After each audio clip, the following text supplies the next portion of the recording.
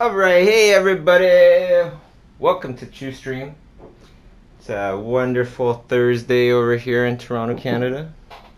Hope you guys are all doing awesome. Um, Couple things. I just wanted to say what's up to all the people in the chat. A lot of familiar faces there. It's great to see everybody, you know, kind of making this a routine. Uh, the love of your art is, I would say, it's the most important thing. That's the fuel. That's the fuel for the fire, to keep yourself going in the long run. Um, but let's start off with a little roll call, shall we? It's always great to give a little roll call to people out there. Where are you from? And let me give a couple shout outs to you all, because it's always great to see that it's like people from all over the world, with the same kind of mentality, the same kind of mindset uh, that you need to succeed.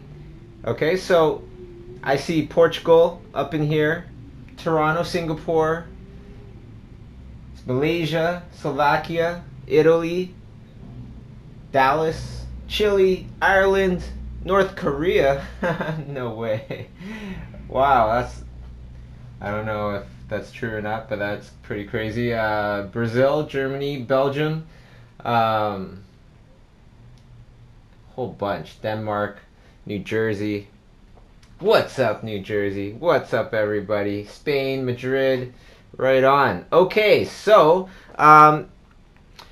it's great to be back again, doing this every week, every Thursday. And the whole entire point of this is because a lot of times it's hard to get that information that you're looking for, especially when you might not know any artists out there doing the things that you want to do. And I always say what makes sense to me and what has led me to positive good things in my career is finding the people that are already doing the things that I want to do and learning from them. There's many ways to get towards those top jobs that you want, but if you learn from the people that are already doing it, doesn't that make so much more sense that that will get you to that top level faster than to learn from somebody that just perhaps knows the quote unquote theory of it, but has never actually done any of it. However, I do want to also, play devil's advocate here and say that some of my favorite teachers were just great teachers, and there's many of those out there as well. The only reason I'm saying this is because we don't always know whether you have a teacher like that or not. Especially if that's the only teacher that you had, or you only had like 3 or 4 teachers and they're all kind of bad. You might think that your current teacher is pretty good. And to think that it's good information when it's not, that in itself is dangerous. Because then you're living in a fantasy world where you think everything's good, but it's really not. So always think for yourselves. Always think for yourselves. That's something that's really brought me a lot of good fortune. Is constantly just rethinking things all the time. Think for yourself and think, does this make sense to me? If it doesn't make sense, then don't do it. That's what I always say. If it doesn't make sense, think about it some more, for sure, especially if everybody's doing it, but don't always take that as like that's how you should do things, because things change. Everything changes. Just like with art, you could see that animation in the past is completely different than animation right now. Or video games in the past, holy smokes, are completely different than right now. Okay, so a couple things. I want to mention, in case this is your first time on the stream, so if you go to bit.do/Chiustream, it'll lead you to the Facebook fan page there. The very first post, if you have any questions, post it there, okay? And if you want a chance to win this drawing that I'm drawing live for you guys today, all you need to do is share that link on your Facebook. The other thing I want to mention is we've been supporting this contest from Sketchbook Express, Schoolism has, where we've offered up $2,000 worth of Schoolism classes, free Schoolism classes for the winners, multiple winners. So that contest is, it's going to end of this month. So get on it if you are. I believe there's an age limit. I'm not the one running the contest, merely supporting it, but there is an age limit. I believe it's 24, 25, something like that. Go ahead and go to schoolism.com, look for the $2,000 symbol there, and then you can click on that to lead you to more info. Okay. The next thing I want to mention is San Diego Comic-Con. One of my favorite times of the year. We get to preview all the cool movies and stuff that are coming in the upcoming year. Get to hang out with, friends and artists that I've only read about in the on the internet and stuff like that. And, a lot of friends that I only get to see like once or twice a year at conventions like this and things like that. So it's a wonderful event. Definitely check it out. And if you are going to check it out, definitely come by the Schoolism booth. There's going to be a bunch of Schoolism teachers there doing demos and things like that. It's going to be great. It's going to be lots of fun. And come by the Imaginism booth, because I'll have a special sketchbook that is a creature sketchbook that will be exclusive, only available at Comic-Con. And many people have asked, can you get it anywhere else? And I'm saying, no, I'm not offering it anywhere else. That's the whole entire point of exclusive sketchbook. I want to do something special for everybody coming to visit. So limited run, definitely. Stay tuned, check it out. I'll post a little bit about it in an upcoming newsletter. Okay, and the next thing I want to mention is previous Chiustream. So Livestream deletes the streams after a certain amount of time, I think like 2 weeks or something. So Hal Wayland, give it up for Hal Wayland. Let's give him a big thank you, because he's been downloading or recording all these streams, and he's made a playlist on his YouTube channel. So I made a shortcut to that playlist. If you go to bit.do/Chiustream playlist, you'll get to his YouTube channel where he's recorded all this stuff. So big thank you to Hal for just being awesome and all his help with this, because hey, if it wasn't for him, we wouldn't have all those past streams. And he actually does something really cool, which is he summarizes the streams, puts bookmarks and things on there. I don't know if he still does, but I think he does. So it just makes it so much easier to kind of navigate through. Makes things extra interesting, I thought. So great job to Hal. And if you have any questions, you could go to bit.do/Chiustream and post your questions there in the very first post, in the comments of the very first post. Okay, so I'm going to go to those comments right now. Let's see here.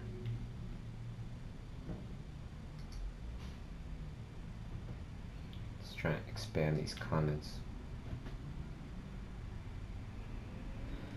Okay, so in no particular order right now. Nicholas asks, "Hey Bobby, I was wondering if you would be able to share some of the projects that Schoolism has worked on in the past besides Alice in Wonderland, and maybe what you've learned from some of these smaller projects." Well, right now we're just wrapping up on the sequel for Alice in Wonderland coming up in 2016. I believe the title is Alice Through the Looking Glass. I also got to work on Men in Black 3 a little while ago. There's always a lot of projects where it's like ongoing. It might stop for like a year, and then continue on later down the line, things like that. That's very common in my experience, because there's different levels of concept artists and different types of concept artists. Generally, the things that we work on are things where a lot of times it's just perhaps just us and the producer, or us and the director, and sometimes there's not even any script. And a lot of times how this works is you don't, for like a $200-300 million movie, you don't get you don't get one fat check for $300 million. You get it in stages, right? So first they will give you a nice small budget to create a story, to create perhaps a little bit of art, things like that, to create a little pitch package, right? That to me is like the most interesting time, because it's the most imaginative time, I feel, because you only have an idea. You might not even have a script even, and it's very much blue sky, and that's kind of like the best time to truly do something completely creative from nothing, and those are the jobs that I love. However, a lot of times people have great budgets to start a project but not finish a project. So a lot of times things get put on hold, they get retooled, things like that, and then they come back later and work on more stuff after they've revised the story, after they got feedback, things like that, and then see if they could get to the next step and the next step, and so on and so forth. And many things can come and interfere. For example, working on a film, everybody likes it, but then there's going to be this other film that same studio just bought the license for, and it is somewhat similar. Perhaps they both deal with magic or something like that, and then all of a sudden, well, perhaps one of those projects gets canceled because they don't want to kind of oversaturate with the same kind of topic, or get a little nervous. I don't know. But there's I'm sure there's tons of reasons why projects might stop after the pitch stage. It's a grind. A director doesn't just direct. That director is practically fighting off people the whole entire time while they're trying to make a movie. So the most respect for directors that are true artists, that find the story that they're really passionate about and want to create that story. Those directors go through a lot of battles. I'm sure every single one of them goes through little struggles here and there to create a film in their vision. Yeah. So in other words, there's a lot of projects that I will work on. Like, we'll work on probably 5 projects, and perhaps one of them comes out, or one or two of them comes out. Who knows? Sometimes you work on a project and you don't get a credit. Like Men in Black 3, I never got a credit, which is totally fine with me. It's not really about the credit for me. It was about my, alien fish chasing Will Smith around. uh, so, Thierry Lafontaine and we designed, helped to design that character. Ours was pretty much like 80%, 85% of what ended up being on screen. There were some slight adjustments, but yeah, that was like the coolest thing, because I think most of us know about Fresh Prince of Bel-Air. That was something I grew up with, that show that had Will Smith on there. Who would have thought,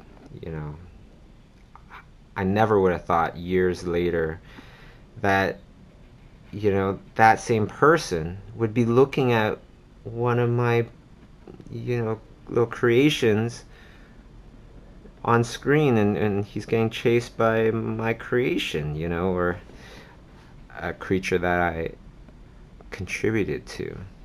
Coolest thing about this job, or one of the coolest things. I think definitely the coolest thing is things like this, or things like going to conventions and just meeting people, and without even really having to do much, like perhaps just talk to them genuinely and give them a drawing or something, a sketch, and all of a sudden that's something that some of these people remember for the rest of their lives, and end up telling me like 10 years later, what, I was at that very first Comic-Con that you were at, and you talked to me about this, about that, and it helped a little in the steps towards becoming a successful whatever that person wants to do. That's one of that is the coolest thing about this job, is because you're doing some fun, really popular jobs. People are more willing to kind of listen to you when you're trying to help them, and yeah, I think that's the coolest part about this job. So let's go to the next question here. Francie asks, what do you think about watermarks? I'm going to build my online portfolio and don't know how to protect my art in the best possible way. Or is it even necessary to think about that? And finally, your art is part of my daily inspiration. Wonderful. You were one of the people that got my sketch, so right on. Very happy about that. Very happy to have somebody that really loves art and really appreciates art to win my art. Couldn't be happier about that. So thank you very much for the very kind note. Watermarks, well, you know what, I'm gonna kind of paraphrase what my friend Stanley Art Germ said. He's pretty much like the one of the hottest artists, if not the hottest artist in Singapore. Completely awesome stuff. And he was saying he doesn't put watermarks on his stuff because copywriting his stuff, it's really almost like he just uses the internet. The internet is the copyright, because if your stuff is good and people want to take it, copy it, well, the internet will always reveal like who's doing what dastardly deed, and same thing goes for my stuff. Like if somebody copies my stuff or posts my stuff, tries to sell it as a t-shirt or whatever, I will always get emails. I'll always get emails right away especially if the artwork is popular. People have a way with the internet where they'll just find who, they'll find the truth. Who did this first? Things like that. I'm sure many of you have seen this happen as well, right? So I wouldn't be too concerned. I would probably just, if you're concerned about it still, just make sure that your images are good for the web and not big enough for some nice printing, right? So you can have images that are around like 800 pixels wide, tall, stuff like that. So they're not super huge, but they're nice enough to appreciate it on online. Okay, so let's go to, actually, Hal Wayland has a question. How viable is it to be authentic and create your own things from the very beginning rather than trying to match art style and subjects of companies? I think it's very viable. Well, I've been very blessed to, I've been very lucky to, have people want exactly what I do. However, something like Alice in Wonderland, it is kind of like what I do, and it's also not. It has its own kind of flavor to it, or variation to it. So that's a good question, but I feel like definitely it's very viable, and that's how you create a unique name for yourself. A unique presence for yourself is constantly working on the things that you really love. Okay? And then when you are working on the things that you really love, show people, tell people, post it all over the place. Especially if you're independent, especially if you're living far away from the places that you want to get the contacts from, the jobs from. I'm in that boat. I'm in Toronto, Canada. I want to get those really sweet projects, from pretty much mostly from California. Use your voice. Tell people, show people. If you never use your voice, no one will hear you. If you're independent, nobody's going to hear you. I remember in the very beginning, some people, they would be like, oh, Bobby's always talking about his stuff. I'm just like, I don't work in a studio like you guys, like whatever big studio, and that big studio has a whole marketing department that will tell everybody about what you've been up to. I don't have that luxury in the beginning, and even now I will still talk about what I'm doing, because if I don't, well, I'm independent. If I don't, nobody will. Okay, so I feel like we shouldn't be ashamed of that stuff. And it's ridiculous that some people would even think that way. You're grinding it out. What else does that mean? You're going to grind it out, work super hard, and not tell anybody about what you're doing? However, there's been something that's been happening to me, and I'm sure it happens to a lot of you guys as well, where people will tag me on their artwork hoping that I'll, check out their stuff. I don't like that. It's not a pleasant thing. Like when you have somebody just constantly, or people just constantly tagging you on something that doesn't relate to you at all, just so that they can kind of make sure you look at their stuff. Yeah, I might look at your stuff, but in the wrong kind of way. More like, who is this person that's bugging me? That's not, really thinking about, well, how would it feel if everybody started tagging you with all their stuff? There's a right way and there's a wrong way to do things. And I've heard from many other really great artists that that's totally the wrong way to do things. At least, if it's something where it's related to what I'm doing, like perhaps, oh, this is what I drew from the stream today, listening to you, then there's a connection there, right? And then there's kind of like, it's a different vibe automatically. This person's trying to talk to me because we have something in common, right? They were there in the stream or whatever, and therefore, now you've created a little bridge about what I do and what you do.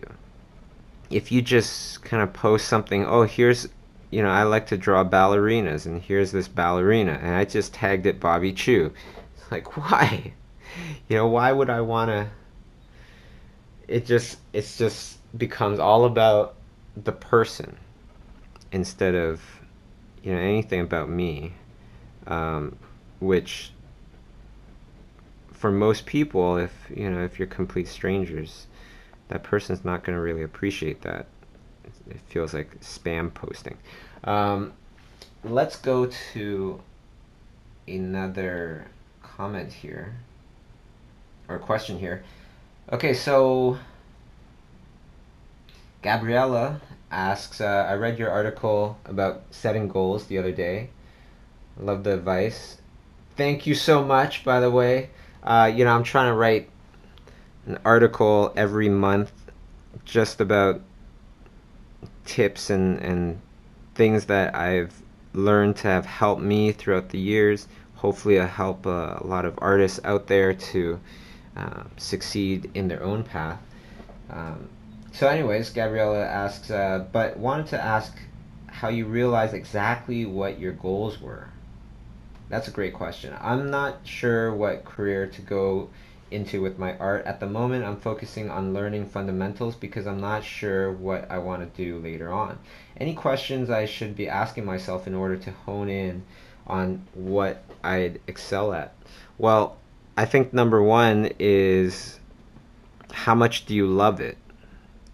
Like, trends change all the time, and they will change many times throughout your career. So what used to be hot might not be hot in 25 years, but you still have to work. So I'd say you got to follow your passion, because the passion is the fuel, right? The passion to do something, that's the fuel to kind of get any kind of career going. Especially in the long run, right? In the long run, it's all about something that you're going to be really passionate about, really happy about, because if you are, then you're going to do it even when you don't have to. Like, I'll draw even when I don't have to. I'll draw creatures even when I don't have to. Because I love it. It's just fun. There's something about it, just making a drawing, that's just so much fun for me. I remember thinking to myself, man, it seems so hard. I don't know if I could do it. So if you think like that, it's okay, because I think most people think like that. It's just that we just keep going. We just keep marching forward. I think how you want to think about it is, if I could do any kind of job in the world, what would I want to do? Even if it's directing, that's totally fine. No goal is too high.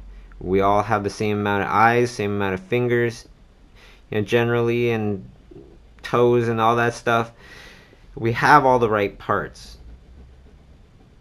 Most talent is cultivated. We're not born with it. So if we put enough effort, we'll become talented.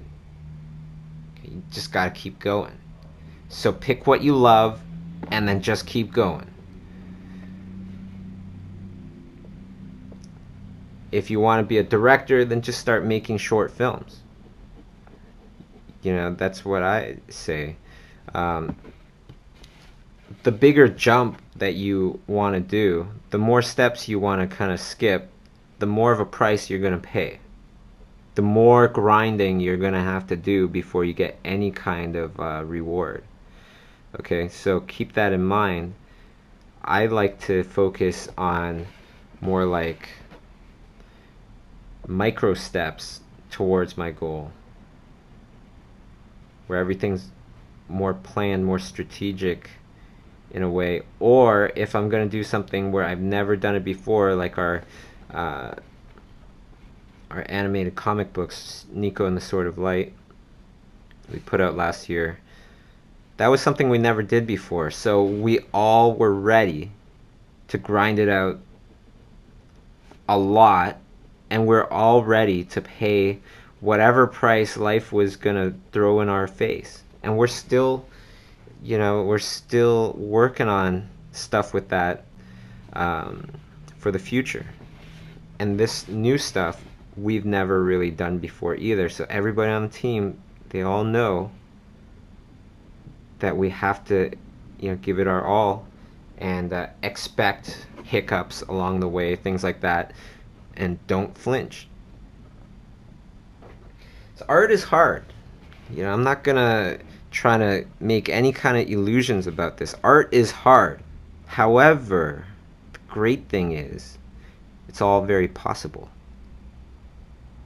It's all very possible, especially if you are a person that adopts the whole idea that you're a lifetime student of art. That school is only one lesson throughout the course of life. Right? And if you think like that, even when you start succeeding, you'll keep learning. You'll keep actively learning. This isn't talking about, oh yeah, I'm learning a lot from this job. I'm talking about, what book are you reading now? What DVD are you studying now? What online course are you doing right now? The lifetime learner is the person that's going to keep doing stuff throughout their lives. Because as you're learning, guess what the whole world is doing? It's also learning. The whole industry keeps moving forward, keeps advancing. So a person that stops learning, guess what happens to that person's career a lot of times? Most of the time, I'd say like 80% of the time. You'll be phased out at some point. Once what you know isn't relevant anymore. However, just thought about something Nathan Fowkes was saying. He was saying fundamentals, that's the key. If you know amazing fundamentals of life and how it all works, lighting and color and composition and all that stuff, software will come and go. The tools will come and go. Fundamentals kind of umbrella all of those tools. When you know how light and color and everything works, and then all of a sudden you're doing watercolors for the first time, you're going to do way better watercolor paintings than somebody that doesn't know the fundamentals, and just tries watercolor painting. Everything just becomes all about, okay, well, how do I get it to do what I want it to do? So once you get familiar with the tools, you know the fundamentals, and you're going to be knocking out some awesome stuff.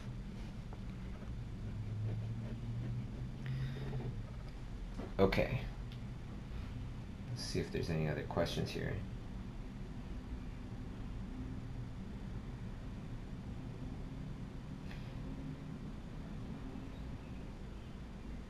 Let's see here.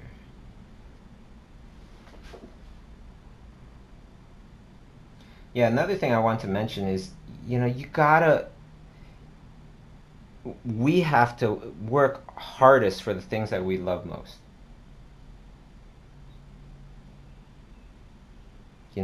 If you really want to succeed, let that be your obsession.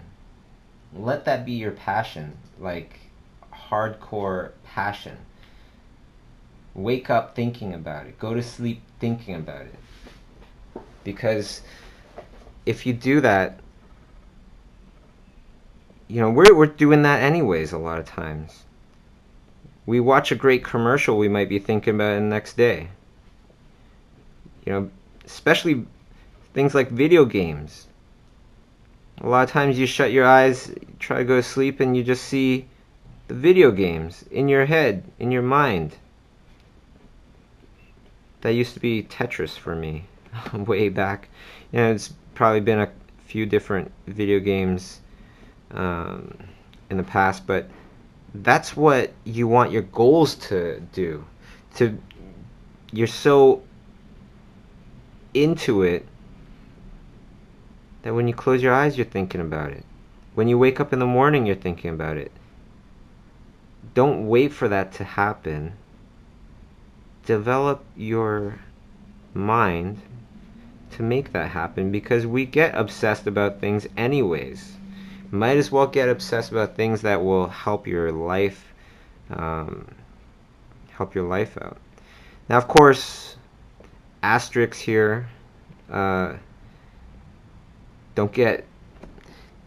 There's always a level where it's too much, right? If you start ignoring everybody in your life, and you have no more friends, and you're drawing all alone, whatever, that's not good. That's too much, right? If you start ignoring your family and things like that, hey, sometimes, perhaps for a short amount of time, perhaps that's what you're going to do. I've done that as well, but in the long run, family's always been very important to me. Family and friends. And you don't want to kind of turn around years from now and take a look and go, man, I wish I had a stronger relationship with that person. We used to be friends, and now we've drifted apart. Friends, family, it takes effort. Especially as artists, because it's a hobby of ours first, usually, right? Just doing art. So if it's a hobby and a job, it could engulf our lives pretty easily. So balance, don't get too crazy about it, but definitely get pretty darn crazy about it.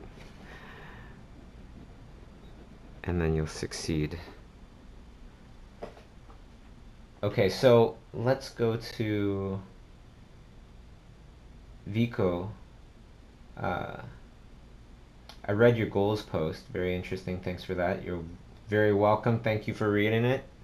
And thank you for your question. So your question is, it seems it is easy for you to invent new creatures and weird animals.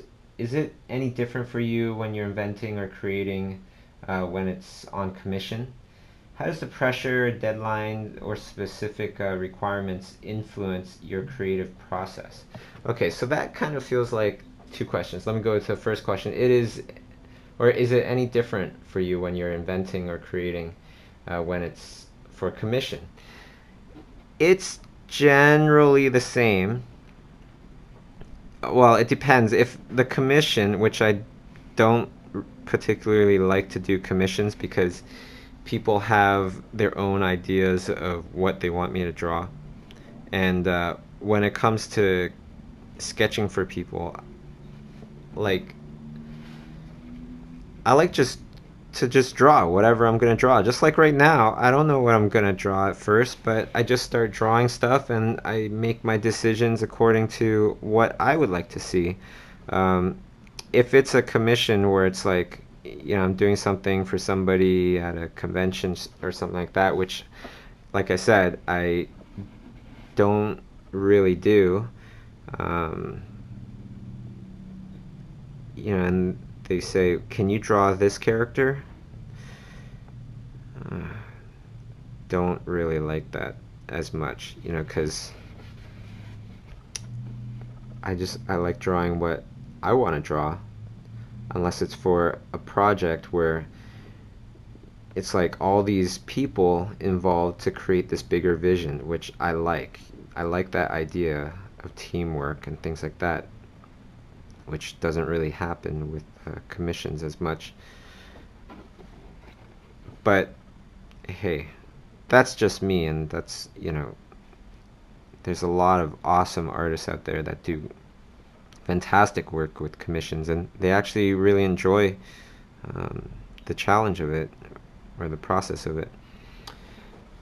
The next part here is, how does the pressure, deadlines, or specific requirements influence your creative process? Well, if it's for, if I'm getting directed to create something, like if it's a film, then it has a lot to do with it, because you're designing this stuff for a story, for somebody else's story, somebody else's vision, the director's vision. So a lot of times the pressure and deadlines, specific requirements, they might get in the way. However, get in the way of kind of like perhaps putting extra pressure on you to do a great job, this and that.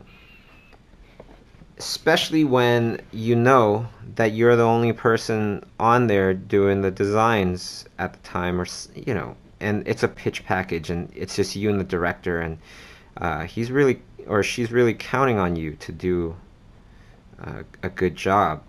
Sometimes there's a lot of pressure on that. So if you get pressure just from small projects or school projects, now's a good time to adopt this idea that if you're trying your hardest, then you're succeeding. If you can say to yourself, honestly, I am trying my hardest, I gave it 100%, every day, then you're totally succeeding. Because even if you, quote unquote, fail, perhaps the project doesn't go forward, well, most likely somebody involved is going to do something else. And the first person that they take are the people that have, a very friendly, wonderful personality, not just friendly to the director, but friendly to everybody that they encounter.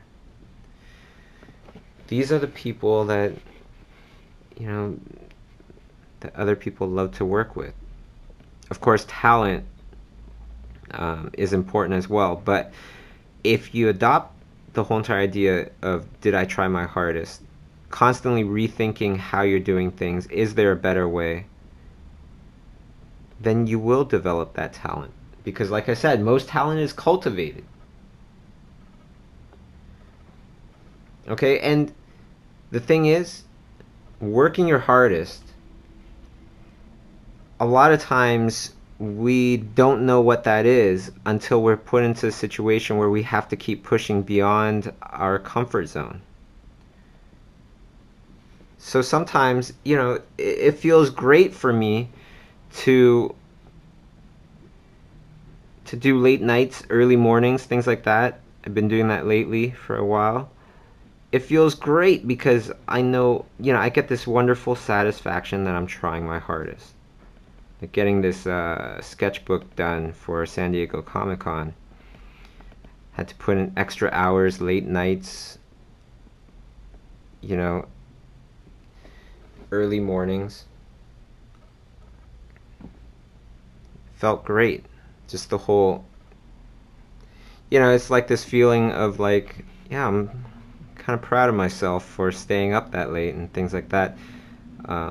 Constantly just trying to push as far as you can. A lot of times you think that you're spent, right? I would think that I'm spent. But a lot of times that's just your brain just going, I'm tired. Let's stop. This is our limit. Is that our limit though? A lot of times I tell people, when the light comes on in your car saying that you need gas, do you really need gas at that moment? Or can you still go like 40 kilometers, 20 miles or so, before you actually need gas. Right? When we feel tired, a lot of times that's just a warning signal saying that we've reached our limit, but we haven't. The limit is actually much further. There is a limit, so again, there is points where you can go too far in just about anything. Find out your true potential by pushing yourself past your comfort zone. Okay. Here's a question from Ken. What 3 questions do you ask yourself when you're struggling with a painting or design? How does it feel? You know, after you get better and better at technical aspects of things, everything kind of becomes a lot more emotional. So how does this piece feel to me? Is that the right feeling? You know, look for the subtleties in things like you know, not just does it feel dark or does it feel light, does it feel funny, does it feel serious, but how funny does it feel? Is that the amount of funniness that I'd like? Does it feel too funny? Perhaps turn it down just a little bit. A lot of times when you're dealing with directors or clients or whatever that don't know how to draw, they talk in emotion. They give you comments that are, you know, describing emotion. Oh, it feels too scary. Or not even emotion, but in feeling, right? So one time I got a comment where, yeah, right now it feels like it's more for like a 9-10-year-old. We want this to be for an 11-year-old. Now a lot of people, they might think that that's a crazy comment, but it's not, because we as concept artists or illustrators, you know, commercial illustrators, entertainment artists, our job is not just to draw. It's to be an interpreter of people's thoughts so that we can change what they're thinking into something visual for them to actually see.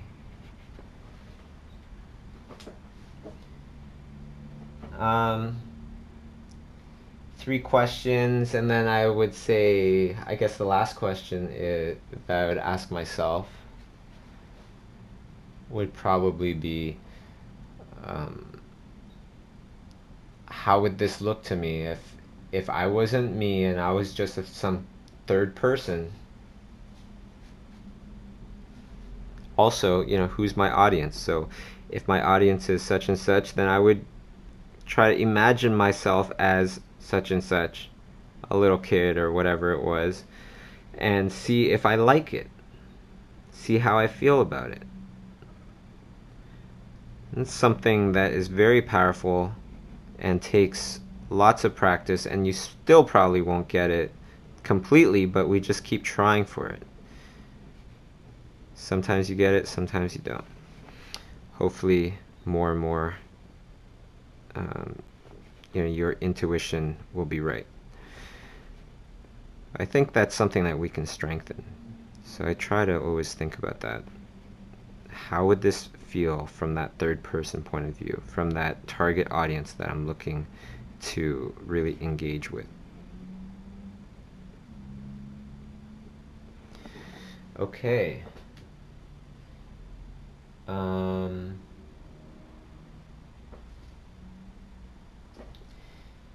Anders says, it would be cool if you could zoom in on your drawing occasionally during the stream, because it's pretty hard to see due to the low video quality. Yeah, I'm very sorry about that. Let's see if this will work. There's always a little bit of a drag or delay time.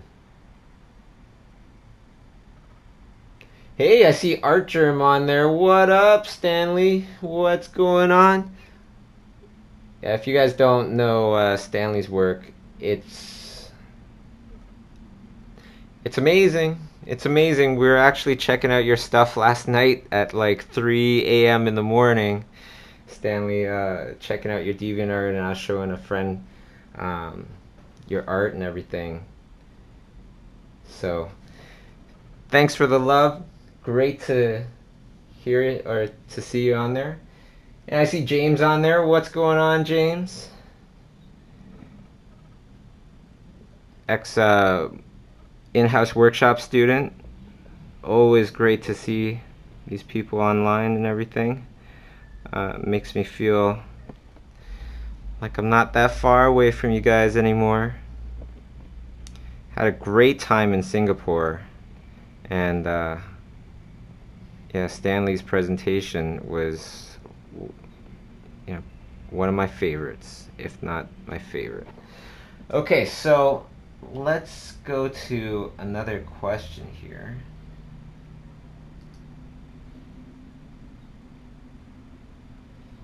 Charles Santoso on the line. What's up, Charles?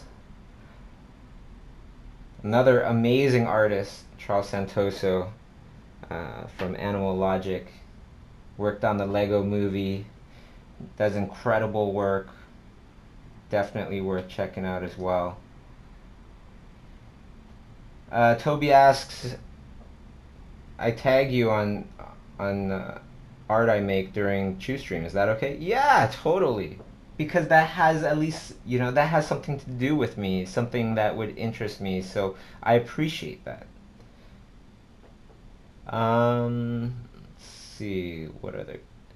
Okay, so Roberto asks, hello from Spain. I have problems to name my own illustrations. Any idea to put interesting names to them?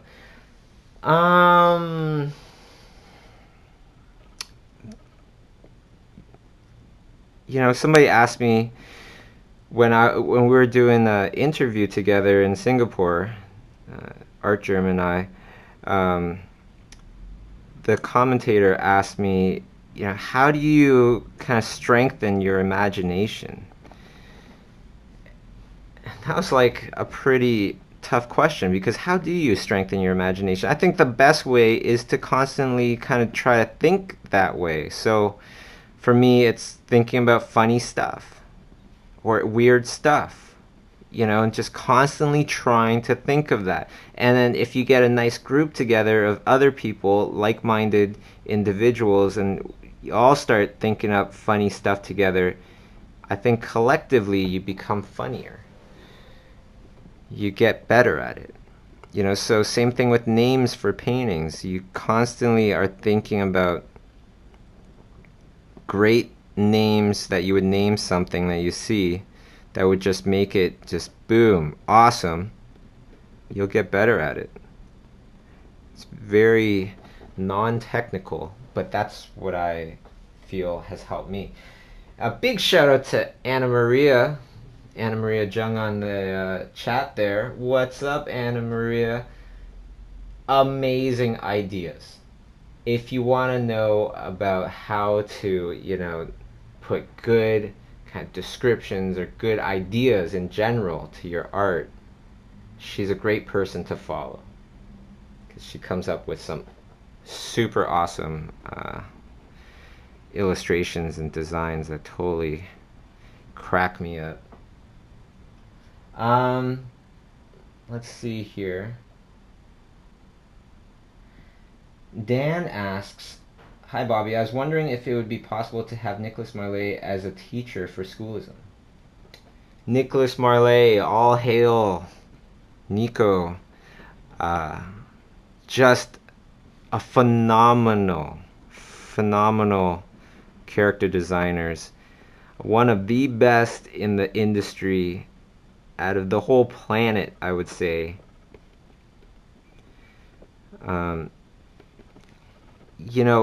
As much as I completely respect him, completely admire this man, I just don't know if he actually would want to teach. I don't really get that impression as much. He's such an amazing creator of things. Um, from what I saw, what I know about him, I don't feel like he's truly that interested in teaching. I could be wrong. If I am wrong, let me know, Nico. Let me know. You know, not every super amazing person can, should be a great teacher or can be a great teacher. Like a lot of people say Michael Jordan, as a coach, he wouldn't be a really good coach in basketball. I've heard that a lot. Um, that's why finding schoolism teachers is difficult, because I want to find the absolute best of the best teachers, which means for me that means somebody that is doing the top jobs, highly respected in the industry, and is an amazing teacher. So amazing explainer of things. Some people, they just do, but they can't fully explain what it is that's going on in their brains. It's kind of just like, well, yeah, I just kind of just do that because it'll just look better. Which happens sometimes, not taking anything away from them. I think, a lot of times that's just like, it becomes so easy for them that they probably forget how to look at it from somebody that doesn't know yet. So,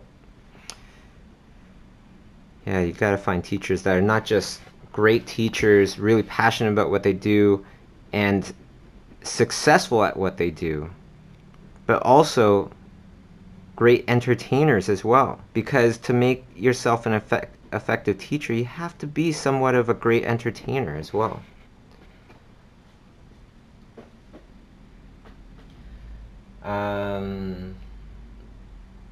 Let's see here.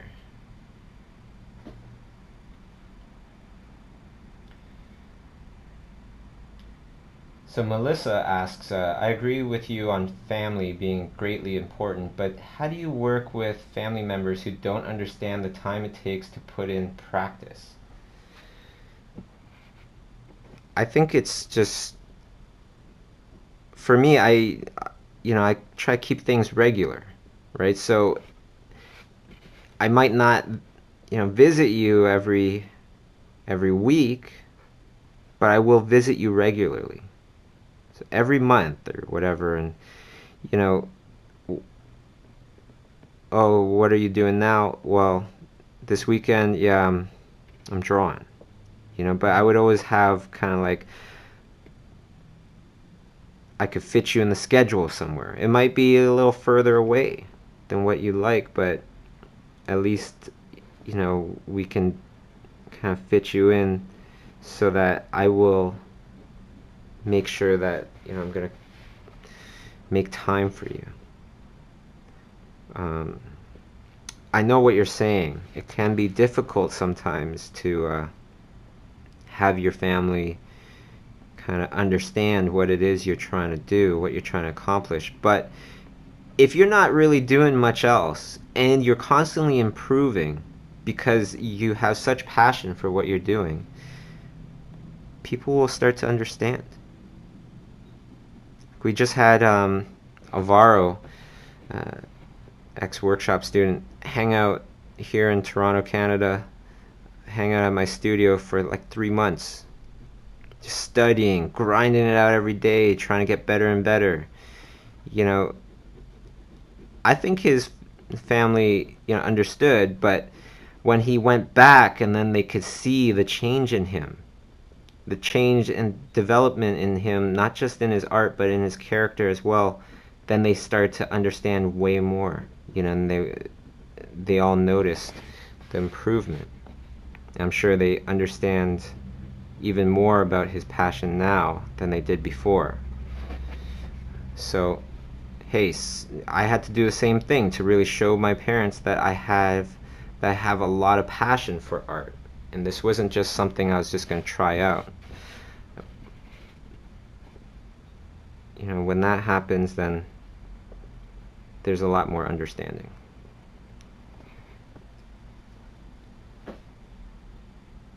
Change yourself to change somebody else. That's what I always say. If you want somebody to change, you change yourself.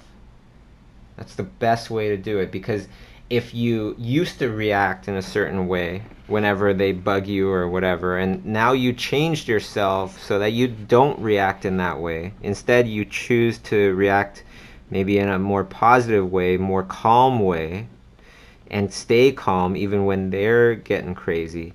They have no choice but to change how they react to you, because now you're not reacting the same way. Right? So change yourself to change somebody else.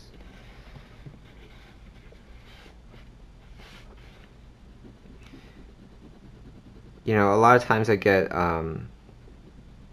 questions from older people as well that want to, pursue art, and perhaps they've been doing something else this whole entire time. A lot of times they question if they're too old.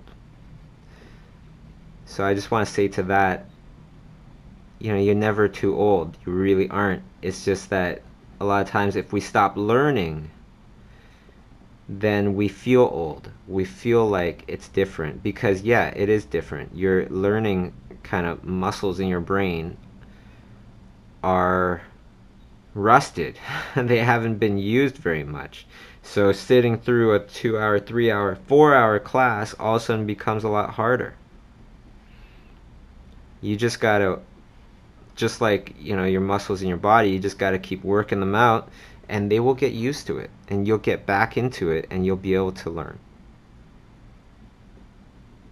The less or the more time you've given in between to let everything rust, the more time it'll take to kind of get back into it. But you can definitely totally get back into it. There was a person on Schoolism that took Jason Seiler's course. 70-something-year-old retiree, wants to do art. Man, it's doing professional looking stuff, like complete legit professional looking beautiful paintings by the end of it. One of my favorite people to work with is Ken Ralston. Has 5 Academy Awards or so, 14 or so, Oscar nominations. The man has a full head of white hair, and he's a soldier. He's a warrior, always pushing the envelope to everything he does. Worked on the original Star Wars as like one of the main key people on there on the effects team. And he keeps learning. He keeps evolving. He keeps improving. It's amazing. Okay, so I think we're pretty much at the end of our hour here. If you want to win this drawing here, all you have to do is go to bit.do/Chiustream, share that very first post there, and then I'm gonna select somebody. So I'm pretty much done this drawing here. Now, this stream, I'm doing it regularly every Thursday, 10 a.m. Eastern Time, 7 a.m. Pacific Time. So you could join me again. Join us again. And I see a lot of awesome discussions in the chat and things like that. So, yeah, you could join us again next week, same time, same account, same channel. And if you want to hear the previous streams, you can always go to Hal Whalen's playlist of all the previous Chiustreams by going to bit.do/Chiustream playlist. Okay, nice and simple. So let's go to the shares and see who I'm going to give this drawing to.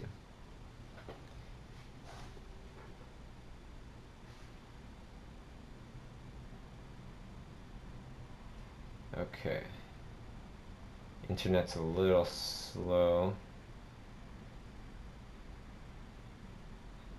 Just give me 1 second. I'll zoom in on this so you can see it a little better. I think maybe here, I'll put this here.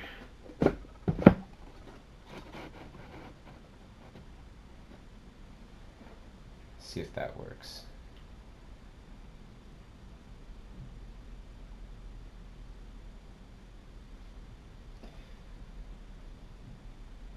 Just opening up all the shares here. Randomly selecting a person, Ludwig. Let me write down your name here. So congratulations to, let's see,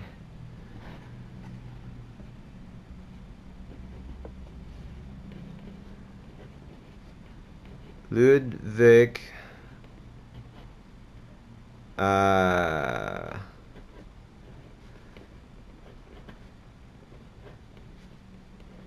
Skopalik.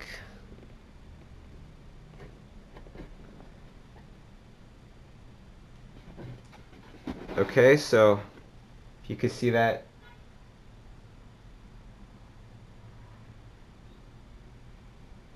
Ludwig Skopalik, you've just won this drawing. So wherever you're from in the world, I'm gonna find out. I'm gonna send you a message on Facebook, and I'm gonna mail this out to you. As long as you got a mailing address, you qualify. Okay, so congratulations to Ludwig. Right on. And thanks to everybody for tuning in. Here's a little drawing that I was doing. And yeah, it's been great. So I'll see you guys next week. All right. And next week I'm going to be broadcasting from the Imaginism House in Montreal, or just outside of Montreal in Saint Julien. So thank you everybody for tuning in. Have a great Thursday. Keep going. Keep doing what you're doing. Don't let where you start dictate where you'll finish. And yeah, keep doing what you're doing. Keep going on, because nobody else is gonna make it happen except for you. Okay? Thanks to everybody that showed up, especially my wonderful friends and old in-house workshop students. Miss all you guys, and hope to see you guys soon. Hope to see you at Comic-Con. Alright, take care everybody.